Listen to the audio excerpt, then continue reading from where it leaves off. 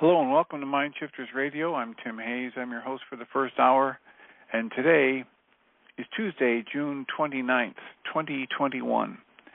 As always, we're grateful to everyone who's joining us here today, whether you're listening live or listening through the archives, as we spend another couple of hours teaching and supporting people in using some of the most powerful, effective, efficient, and accessible tools I've ever discovered in my over 47 years of doing therapy.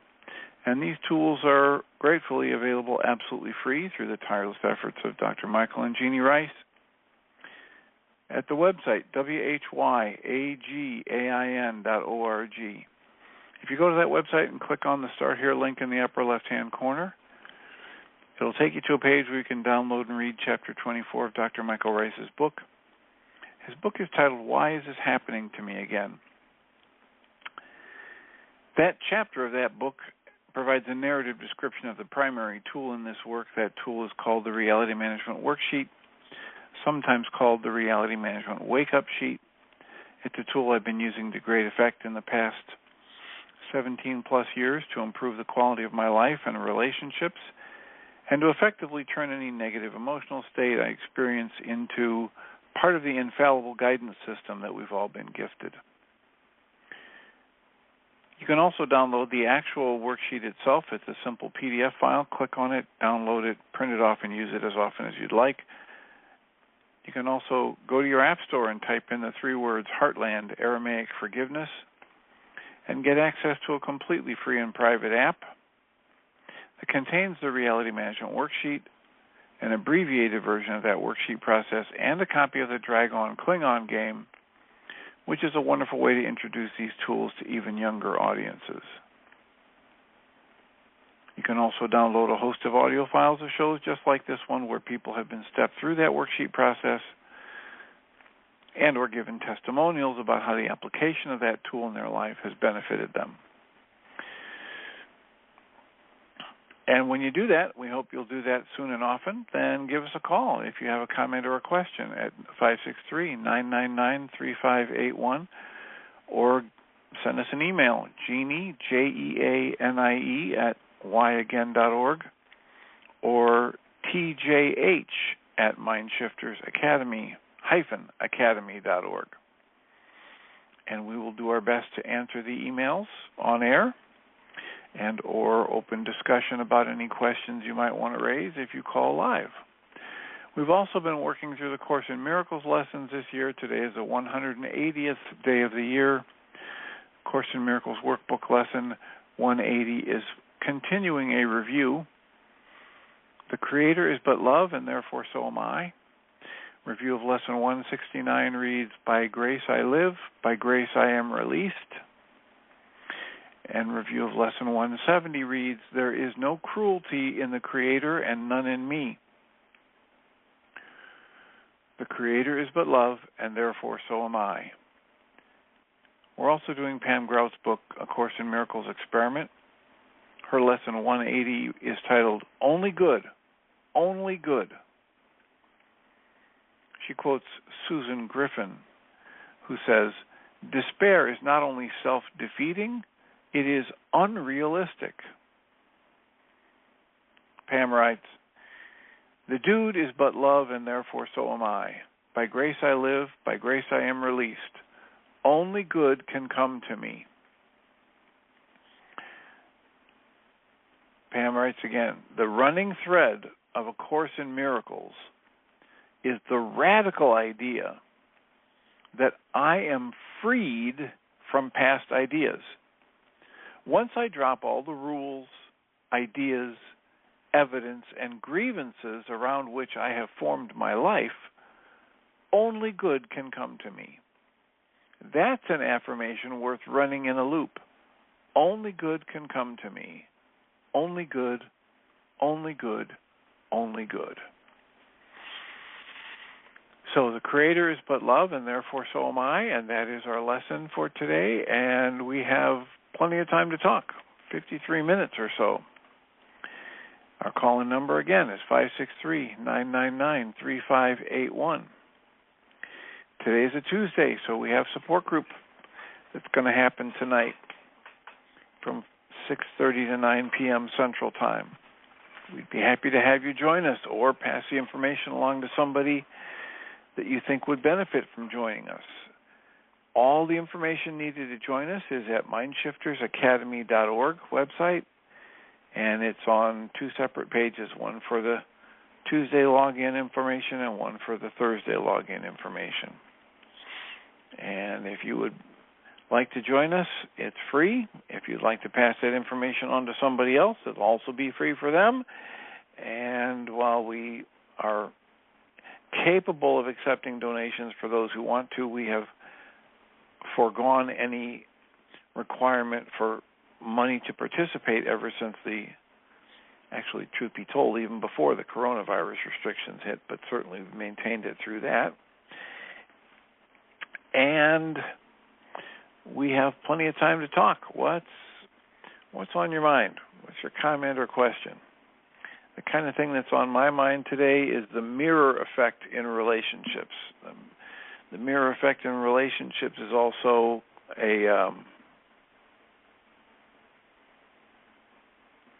it's a perception distortion situation.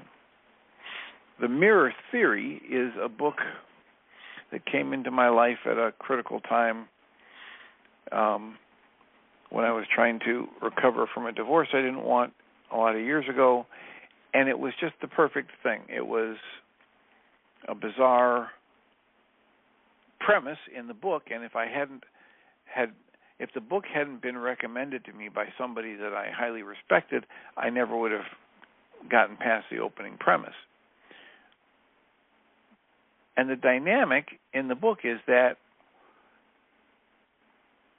it's kind of it's a slight twist on the ancient wisdom that we only see the world the way we see ourselves or the way we are perceiving. And that people will show up in our lives basically dressed in our issues. And this is, for my money, exactly what Dr. Michael Ryce is talking about and why the Reality Management Worksheet works so well. We understand that we are the active constructors of our own perception. And we put the spin on neutral events that gives them all the meaning they have for us. This is right in the Course in Miracles lessons that we've been working with the past 180 days. It's right in line with what the Way of Mastery teaches, where it says, I don't experience anything that I haven't chosen. And so the mirror theory talks about how everything I see in another person's life is there to reflect some dynamic that I'm struggling with or that I've mastered. So if I see people as being loving, it's because I've mastered that part of myself. If I'm seeing people as being challenged at being loving or being patient, it's because I'm challenged in that myself. And whether you want to envision some external actor like a god who is moving life around like a deity would move pieces on a chessboard to bring people and situations into your life, whether you want to envision it that way or you want to envision it as though whatever unresolved issues I'm struggling with become the template for the mechanism that creates my perception. And, one of the best examples I had, I've had another recent example that's even better, but one of the best examples I had about this was that when I was in graduate school, I had a friend that I met, and we were forced to work together for a year in a very intimate setting, and we became a good team to work together. And then we decided to try and work together whenever we could on other projects, and eventually we created our internship together. And then from our internship, we got 3 job offers, and we picked one that we could both be together in that job. And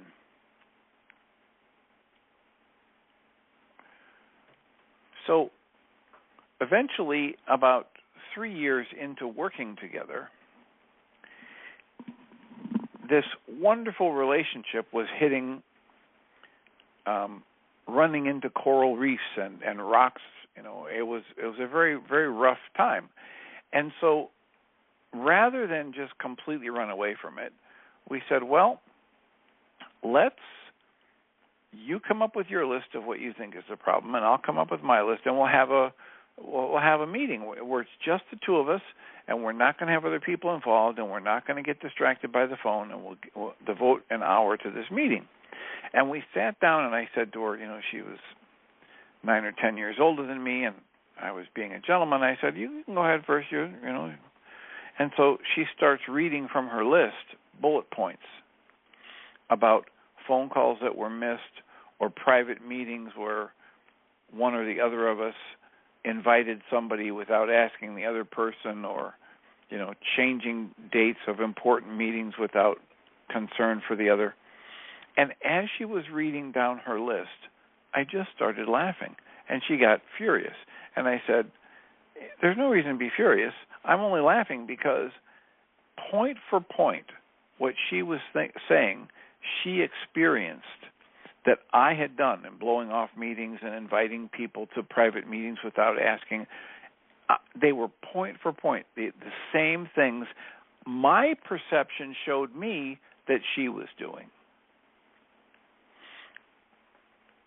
And another reason I was laughing was because she and I did marital and family therapy together. And so we were familiar with this pattern in the people we worked with. We were not familiar seeing it in ourselves. And until that time, until we sat down with our lists, and both of us were highly triggered and upset and unsatisfied with the way the relationship was going, until we did that, we couldn't see how we were doing the very thing that so many of the couples that we saw in therapy were doing. As a result of that, I suggested that she and I go find some more experienced therapists, a male-female team, so we're not going to have, splitting and trying to leverage one therapist against our partner, and that we go for therapy. Not because she and I were in a marital relationship, but because she and I were in a business relationship, and the personal side of that business relationship had gotten so out of whack, and it was so distorted by the emotions that each of us were creating that it was about to cause the end of the relationship. So she agreed. After some, she was very upset because at first she thought that I would just pick a therapist that would be on my side. And I said, no, you can go ahead and pick the therapist. And then she said, oh, great, fine, I have to do all the work. And I said, no, you go ahead and tell me what therapist you want to use, and I'll call and set up the appointment. So we got through the barriers because we both wanted the relationship more than we wanted to be right, and more than, our fear of losing the relationship outweighed the fear of doing the hard work of healing it and moving forward. But the critical piece that was just so amazing was how my perception was showing me that she was disrespecting me by inviting other people to meetings without asking first, and blowing off meetings that we had set up to work on the relationship. And her perception was showing her that I was the one who was blowing off meetings and inviting other people to private meetings and not carving out the time to make the relationship special. So we all do this in one level or another. Many people never reach the point where they get to see how they're doing it, in part because it takes the willingness to stay engaged and to do the hard work of letting go of being right and being more invested in the positive outcome than in the badge of honor of being right.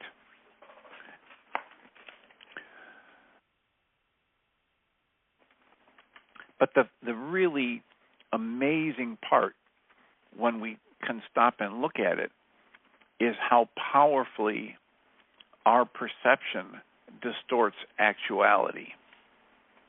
Welcome. Is this Ellen? Yes, it is. Hi, Dr. Tim. Hello, Ellen.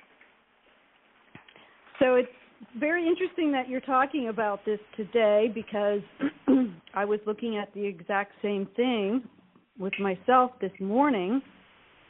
And when you first started talking about it, it reminded me of, I had a quote up on my the wall of my office when I was working that said, "We don't see things as they are, we see them as we are."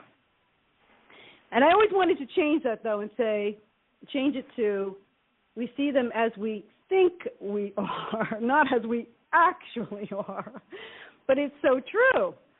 And this morning I was reading a Byron Katie book, and one of the chapters, or there's, just like in, I think most of her books, she includes some of the work that she does with other people.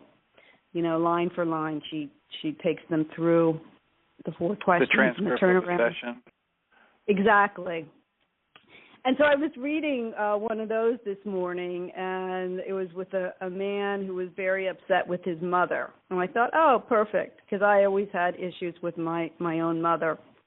So I thought I'm going to kind of like do this for myself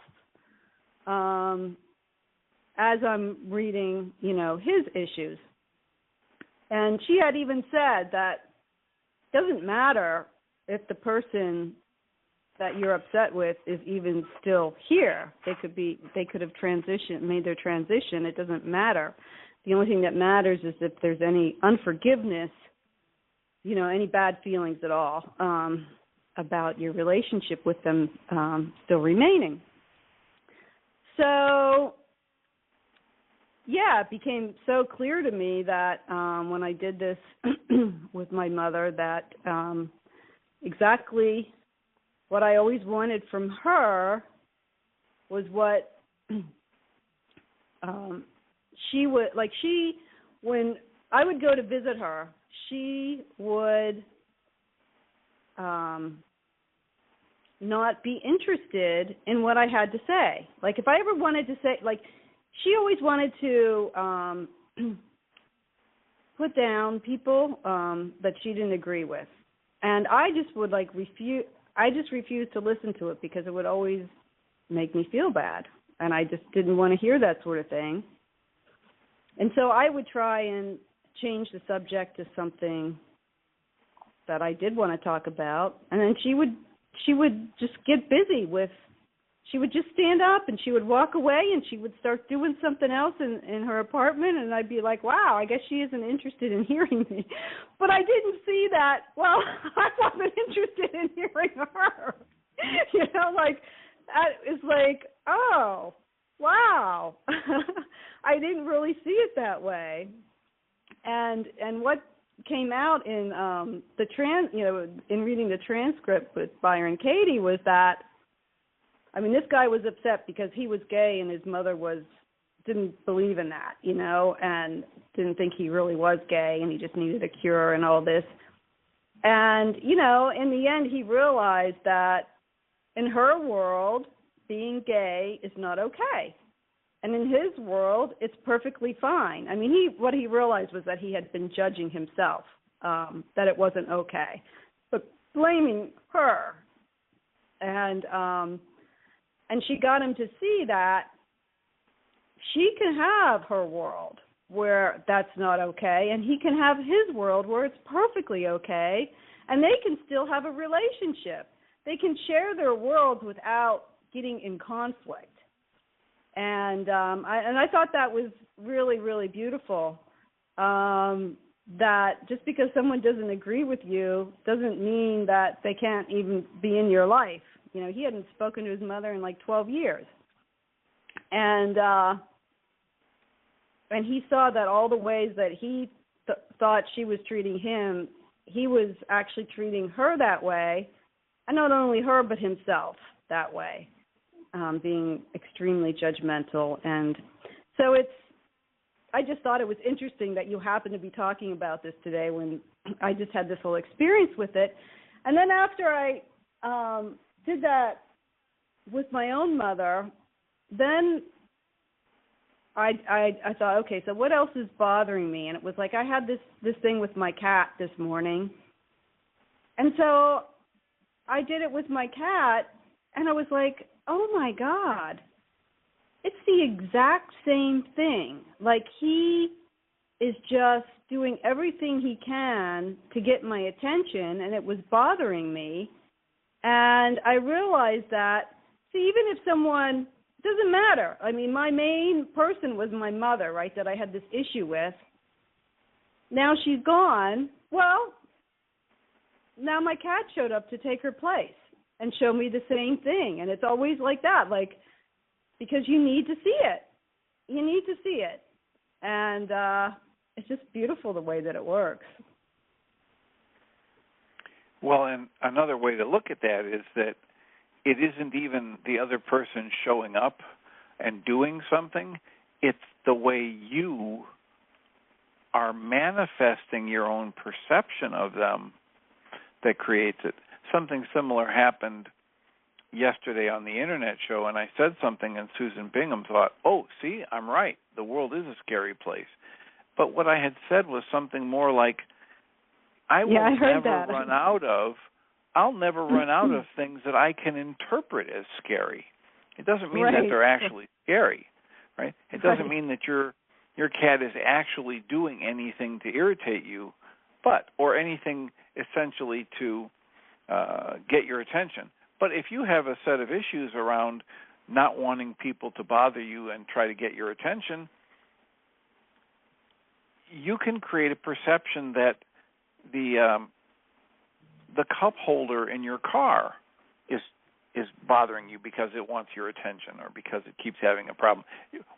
That's the issue that we're trying to talk about, is that my perception, this is a line from one of the earlier worksheets that was one of my favorite lines from, I think it was the 12-step worksheet, where he said, Michael Ryce said in his worksheet, the truth is, my reality is strictly internal, it's unique to me, and it's created out of my own thoughts. It's literally independent of outside events.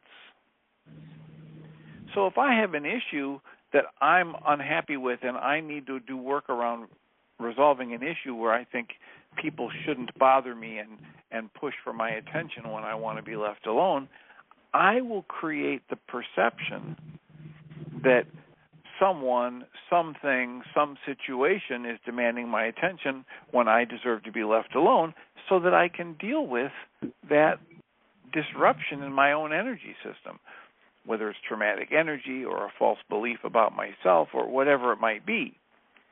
My perception will create that issue. It isn't that my cat has to act a certain way to elicit it. Right. Well, what it came down to for me was I recognized that, as a child, I never felt appreciated because I was pretty much either, ignored or abused. And so I was always trying to get that attention and that appreciation, and that I never saw that I wasn't giving it to myself, and that's really the only place it can come from. You can't get it from anywhere else. And so it was like I was seeing like that so much with my cat, and how he's just always crying for my attention. And, which is what I was always doing. And how, wow, if we could understand that there's no possible way that we can be devalued, and that if we can appreciate who we are And if we are of the utmost value, of course, then everything else is, because everything has the same source. And it just comes down to, it doesn't matter what my eyes seem to be seeing, I know that all the value is always right there, whether it's within me or whether it's appears to be outside of me. Of course, it's not really outside of me, but what appears to be outside of me. And if I'm not seeing it, then what can I do? I know I can just remind myself, I know it's there, and maybe I can start looking for it, or maybe I can just start appreciating myself. But yeah, it's all a trick of the mind. It was just so clear to me. It's like, wow, it just seems so simple. Yeah, and that's what so many of the exercises in the Course in Miracles workbook in the past 180 days have been trying to get us to understand, that our perception is so distorted. At one point, in I think it's in the text, it says, you must come to understand the distorting power of the way you want things to be.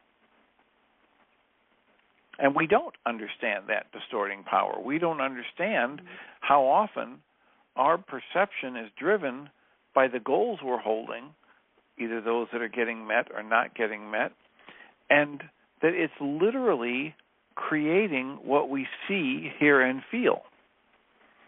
And, you can have two people that agree on the evidence, on the data points, and come to two very different sets of conclusions. One of the examples I like to give, it happened about, I think 3 years ago in therapy. This woman came in, and she was, I fairly new in therapy. I was just getting to know her, and so she was trying to tell me about a series of events that had unfolded, and I just listened, and she was telling me about all the challenges and all the drama and trauma. And when she was done, she was in tears, sobbing, saying, see what a horrible mother I am, what I subjected my daughter to. Her daughter was 4 at the time.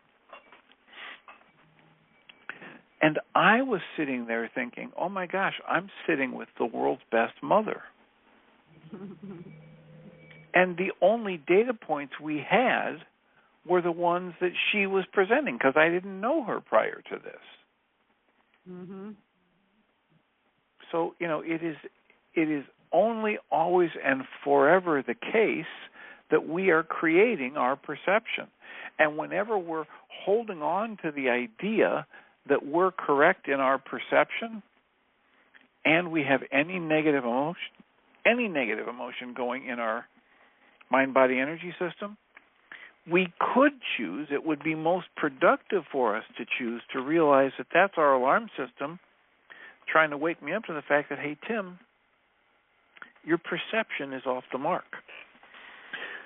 You've created a faulty perception that doesn't match actuality. I don't know how, because I can only know in that moment what my perception is telling me, but I could learn to develop the awareness that the best use of my upset, my negative emotion, etc., is to wake me up to the fact that my perception's off the mark. And then I can step back and ask, okay, I wonder if there's another way to look at this. That's one of the tricks or the lines from the Course in Miracles lesson that Michael Ryce has a DVD about, A New Beginning. Well, it's really hard for us as humans to admit we're wrong. But maybe we can admit we don't like how it feels when we're angry or sad or scared.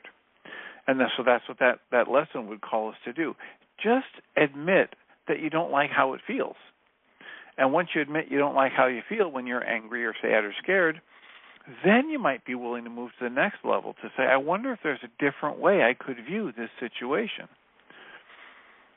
Now I'm opening to the possibility that there might be an entirely different way. Now, not that I'm wrong, right? Not that my perception's wrong. I don't have to go that far. I just have to open up to the possibility that I might not have the only right way to interpret this play on words. Because the truth of the matter is, my reality, the perception that my mind creates and shows me, is strictly internal, it's unique to me, and is created out of my own thoughts. And every time I have a negative thought or an emotion, and I want to cling to the idea that I'm right and somebody else is wrong, I'm going to slumber in my suffering. Yep. And we can never know what's going on with another person. You know, and I mean, for most of my life, I was absolutely convinced that my mother didn't love me and that, you know, her breakfast was more important to her than protecting me against abuse. You know, and how could someone like that love you, right? And then, you know, I just realized one day, wow, I have no idea what things were like from her perspective. Absolutely no idea. All I know is what I was able, you know, to see and experience from my perspective.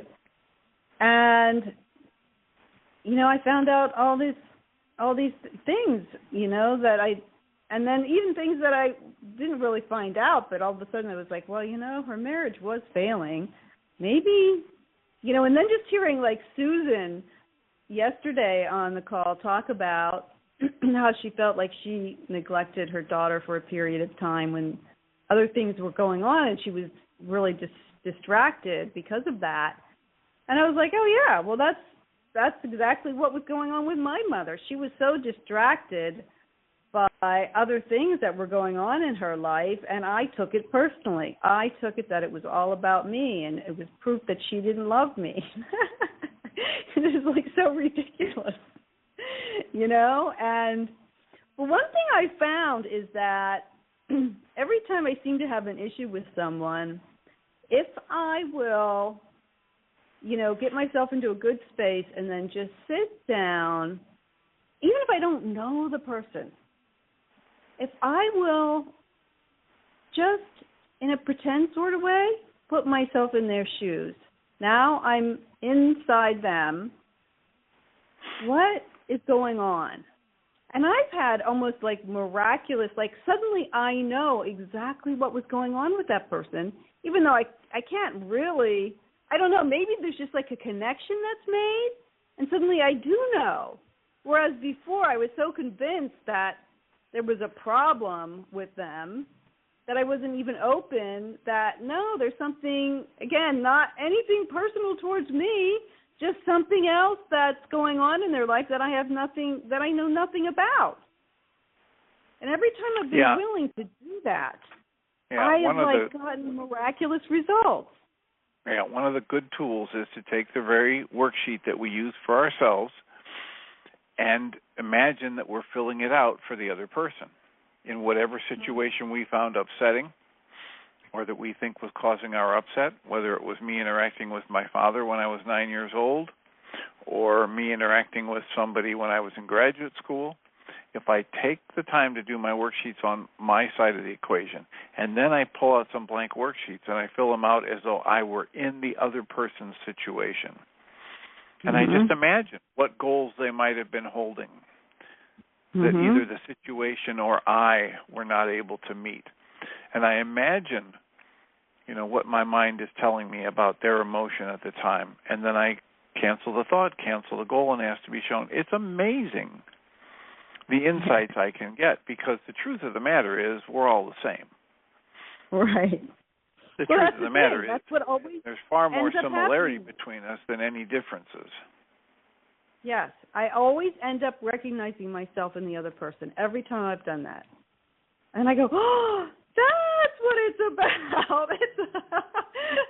It's about me seeing something that I wasn't aware of about myself, that I was, you know, judging or whatever, that I wasn't even aware of, and now this other person seems to show it to me, and until I can join with that other person instead of judge them, push them away. You know, as soon as I can do that, join, then all of a sudden it becomes clear. And it's such a gift when that happens. You're like, oh, I needed to see that. Well, and that's the point of all the work we do, is to find out what it is that we need to see about ourselves that we're not seeing clearly. One of the things from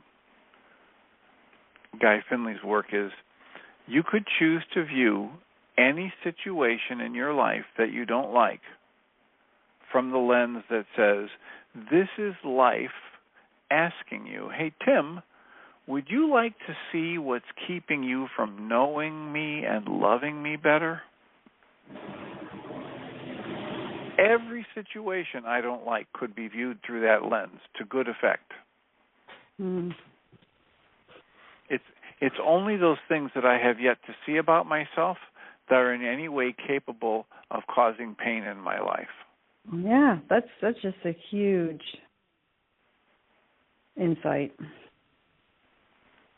Which is why it's so valuable to say we should be doing, if we're willing, if we want to make progress, we should be doing our mental emotional hygiene every day. Whether we like Byron Katie's work or Dr. Michael Ryce's worksheets or the Ho'oponopono or the Sedona release method, we should be engaging in this mental emotional hygiene every day because it's a process, it's ongoing, and there are no limits on the rewards I can gain. It isn't a zero-sum game, and it's not, that I'm ever going to reach the point of diminishing returns from doing my own mental and emotional hygiene work.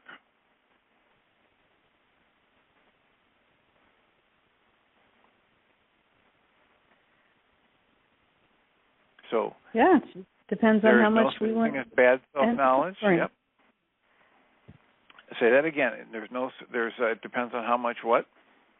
We want to end the suffering. I mean, if we're okay with the suffering, then there's no need to do the work. But if we're interested in feeling better, then we have a way. Like Dale Allen Hoffman tells the story of the guy who was traveling down south and he got lost and he pulled up to this farm and there was this guy sitting on the front porch and next to him was this hound dog that was just making this god-awful moaning sound.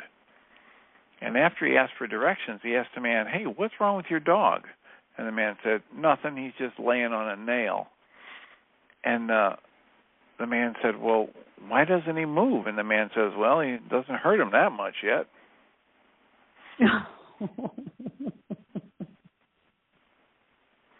It's just ancient wisdom, right? Until we are unhappy with the level of pain, we aren't going to be motivated to do the level of work it would take to change it. Yeah. I know my own life had to turn into a total nightmare before I ever put myself into therapy. It was like, it just became so clear that, wow, this I cannot live like this like one day longer. And I mean, it had gotten so bad. And that's when everything started turning around. I decided I was worth the investment. Yeah, and the investment was probably far more mental, emotional than it was financial. Yeah, I mean, but that was my whole issue, my whole life, right? I felt devalued, so it was like I wasn't willing to invest in myself because it was really me all along who had devalued myself. Other people were just showing me what I had done, and so of course I wasn't willing to invest in myself. I didn't see any value there until the suffering got so bad that I could not take another day like it. Yeah, there are many of us that are in that very same situation. And people have heard me talk before about how I was in graduate school, had the perfect excuse for going into therapy. Well, I'm going to be a psychologist. That's, my personality and my issues, that's my tool. I need to be real clear about those. And so perfect excuse to go get your own therapy. And I had to hit the wall, at 120 miles an hour before I could even bring myself to call.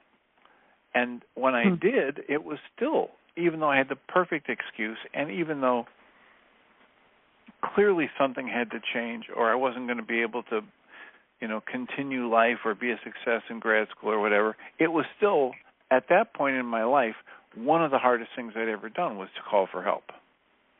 Mm-hmm.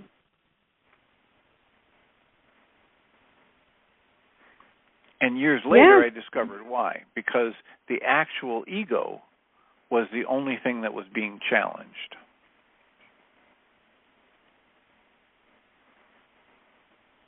So explain that. Well, the part of me that would make the phone call, the part of me that thought about who I was going to get challenged in therapy. And it didn't want to change. Yeah. Right? The part of me that was suffering wanted to change. But the part of me that was creating the suffering thought it was right in what it was doing, and it didn't want to change. Yeah. I'm right. The world is wrong. Why argue?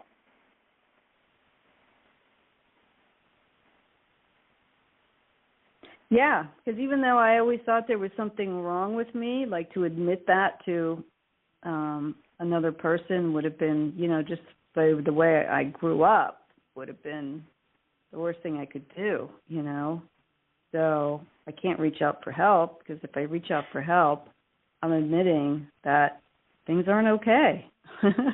Well, and Dr. Ryce points this out on a regular basis. We'll each have our own dynamics for why it may not feel safe for us to admit we're wrong or ask for help. Maybe, in our power person dynamic or in the pattern that we had in our family, if you weren't right, if you were deemed wrong, you got punished, sometimes, horrifically so. Sometimes just with verbal and emotional ridicule, but sometimes actual physical punishment for making a mistake or being, quote, wrong, close quotes. And so if for those of us who have that kind of a dynamic, it doesn't feel even physically safe to ask for help or admit you don't know what's going on. Or, God forbid, admit that you made an error in your perception. Yeah.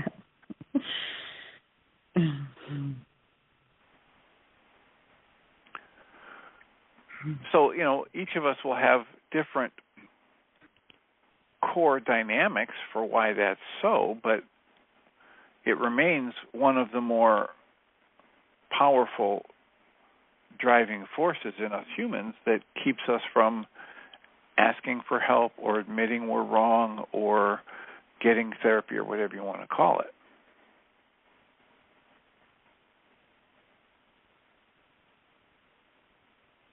Yeah, that was definitely the best thing that I did, even though my therapist really didn't help me that much. But it was me. She said one thing to me on the very first visit, which was like all the fuel that I needed. Because I was like, oh, that can't be right. And she said to me, well, it sounds like you have like really low self-esteem. And I was like, no way. I've always thought so highly of myself. I was like, well, gee, why did she say that? And that was all I needed.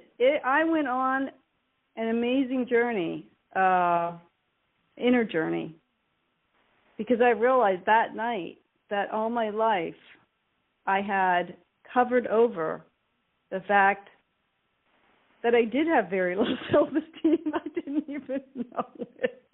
Yeah, deep down inside, all of that being a superhero and rescuing others is there to cover up the fact that I don't feel good about myself. Yeah.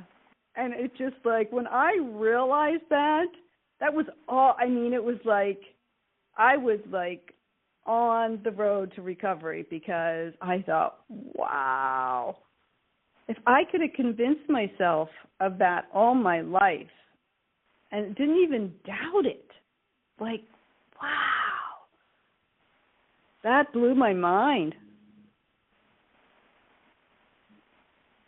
And I just dove deep, and uncovered like all my core beliefs and false beliefs, and it was amazing. It was hard because I was like doing the emotional stuff like almost every day. Luckily at the time I worked part-time, so I was only working Monday, Wednesday, Friday. So I try and hold off until I get home from work and like, okay, I can let it go now because I don't have to work tomorrow because I worked every other day. And I went through hell for 6 months because I had to go through all that stuff inside that I had never looked at. And I'm still doing it. But that's right. You're still doing your work. That's what all of us are doing. Yep. This is the journey without destination. Yeah. Right. This is the journey that when you reach what you believe is the destination, you realize you never left, you never went anywhere. Yeah, exactly. That's why for me it's like, as soon as I start taking things seriously, that's when I know I'm in trouble. And it's like, you know what? Because I know, I really to the core of myself, I know that that's true, and that like I could never be more than what I am right now. And so, yeah, my cue is not only like, if I start getting upset about something, if I start taking anything seriously, it's like that's my cue to like let go, because I know it's just not true. Whatever is going on, I don't have to worry about it. Let go, and another way to say let go is to cancel the goals. Yeah. Whatever the goal is, let it go. Disney theme animation movie, let it go. Burst into song if you have to. Pull out a worksheet if you have to. Cancel the goals. Let it go. Because the infallible guidance system in every one of us is there to let us know that when we have a negative thought or a negative emotion about somebody else, we can instantly know it's a lie or based on a falsehood. It's about the past. It's not about the present moment. And if we take an action or speak from that space, we're just going to make our situation worse. You cannot possibly add negative emotional energy or action from negative emotional energy to your life situation and make it better. Can't happen. Yeah, I've actually had some out of the ordinary experiences just recently that, each one of them like started out really rattling me. And then I was just like, okay, I'm not going to take the bait here. And in each case, the thing that was happening, or I thought was about to happen, just resolved itself easily. And it was like a total non-event. And I'll just give you one example because I just thought this was so funny. I was driving. I was going on a hike, so I'm driving, and I like to coast. So when I coast, sometimes I'm going well above the speed limit. Sometimes I'm going well below the speed limit. And I don't really, if there's no one in front of me or back of me, that's what I do. I like to do that. So I was coasting, and I saw there was a car way in front of me, and I'm going pretty fast. At this point, I'm going down a hill, and all of a sudden, like, I started coming up on the car in front of me, and I'm like, I'm actually gonna have to brake. And all of a sudden, I saw it said sheriff across the back. And I was like, oh shoot! And the next thing I knew, he just stopped in the middle of the road, and then his lights went on, and I'm like, okay. am I going to get a ticket? I mean, I was speeding. So then he started, I thought he was going to get out, but then he started backing up. And I thought he was going to back up, like, beside me. But then he turned. So then now he's parked horizontally in front of me. And I'm like, okay, I guess he's trying to block me from going. And not that I was trying to. I was just, like, sitting there going, okay, what's going to happen here? Because I was like, oh, man, I don't even have my driver's license. And the next thing I knew, he pulled straight ahead and into a driveway. And then he just sat there. And the lights went off. And I'm just sitting there going, am I allowed to go? And I kept trying to look in, but his windows were tinted. So I never even got to see, like, who it was or expression on the face or anything like that. And so finally, I just thought, I guess I'm free to go. And I just started very slowly driving forward, see if there was any reaction from him. And there wasn't. And I just drove away. And it was like the most bizarre thing. But I was like, I did not allow myself to get all freaked out, you know. And I've had some other experiences like that, just out of the ordinary, where it's like, okay, this isn't normal. This is just not normal. And then I just have to, like, laugh about it, because it's like, all right, I guess it's like I'm seeing that things aren't, like, always what you think they're going to be. This is true. My first thought was, he's going to give me a ticket. And then I thought, well, I don't really know that. We'll see what happens. He can't give you a ticket in that situation. You don't even have your license. Well, first I thought he's going to back up beside me. He didn't do that. He turned around. Then I was like, okay, now he's going to get out and walk over to my door. He didn't do that. And then when he pulled forward and into the driveway, I thought, well, I guess he's just going to get out now. And he didn't do that. None of the things I thought he was going to do did he do. Yep, and I like one of the best gifts I got from the family I grew up in was that whenever something important happens, this little mechanism goes off in my head. Take a breath. This is way too important to panic about. Yeah, I love that. You can panic. You can rage about little things. You spill coffee. Go ahead. It's safe, and it's a coffee grounds on the countertop or whatever.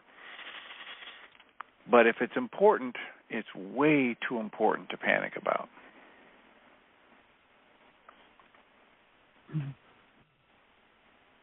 And fortunately for you, that worked out well because you didn't panic. And I have no idea what was going on in his mind. Maybe he did just want to pull into that driveway. I mean, who knows? Like, I have no idea, and that's okay. I don't need to know.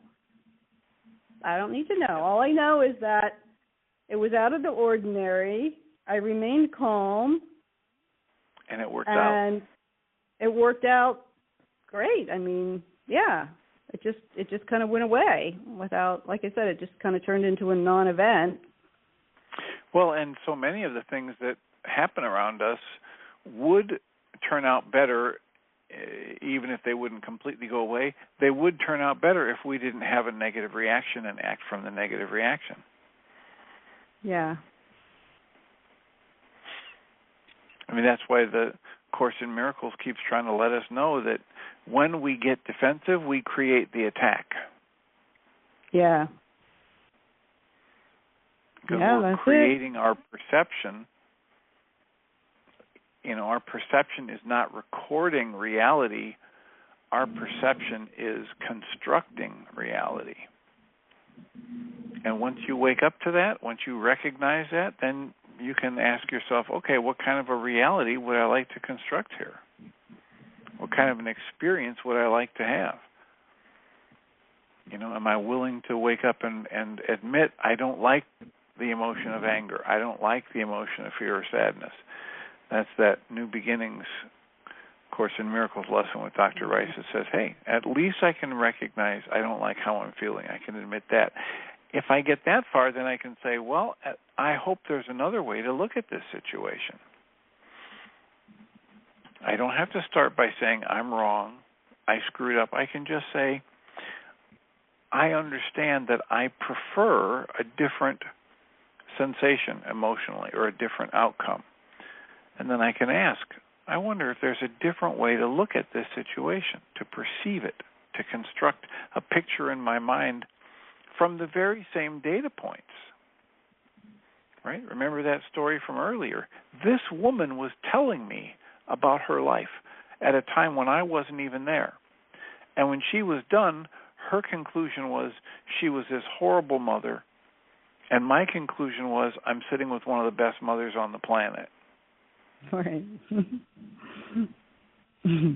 How often do we do that? We do that endlessly, where we create a perception and we mistake it for actuality.